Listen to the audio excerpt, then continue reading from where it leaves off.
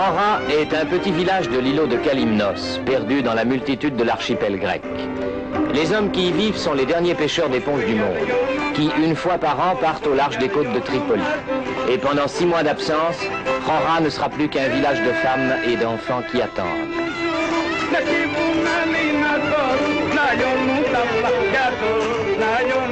Au premier jour de mai, les familles se réunissent, sortant de leur maison accrochées au flanc des collines, et se rendent en cortège jusqu'au port, précédés de violons, de joueurs de sandouri, qui entonnent le dernier écho d'un chant qui bercera leur solitude.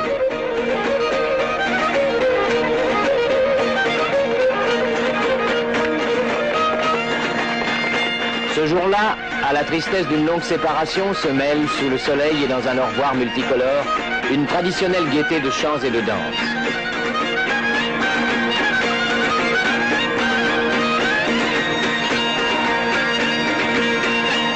À Kalymnos, la danse n'est pas un simple divertissement. Elle exprime la vie même des habitants, à la fois joyeuse et mélancolique.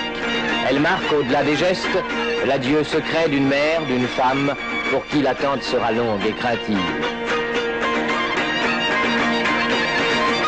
C'est vers un dangereux métier que s'embarquent ces hommes.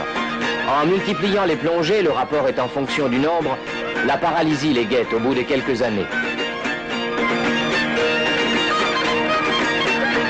Malgré cela, elle ne les empêche pas, comme cet homme venu sur un âne, de partir, dans un emploi moins dangereux, comme celui de radio. Contre ce danger, et pour que leur pêche soit fructueuse, les popes sont venus bénir la flottille des pêcheurs d'éponges.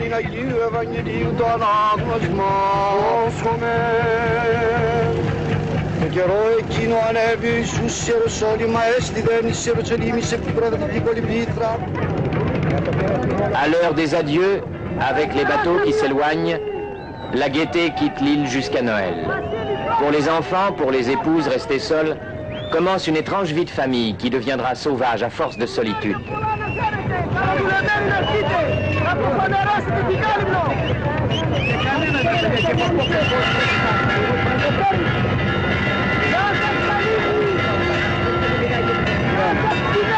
Pour cette vieille femme, le joyeux départ des pêcheurs n'évoque plus que le souvenir de ses 2 fils noyés dans une précédente pêche.